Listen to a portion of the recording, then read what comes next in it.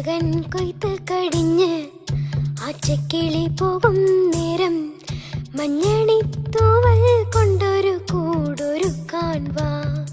കാലിമേയുന്ന പുല്ലാനിക്കാട്ടിൽ കന്നിമാങ്ങ കടിച്ചു നടക്കാം. കാറ്റിൻ പാദസരങ്ങൾ കിലുക്കാം.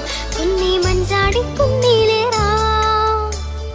വെണ്ണില ചന്ദനക്കിണ്ണം പുന്നമടക്കായലിൽ വീണേ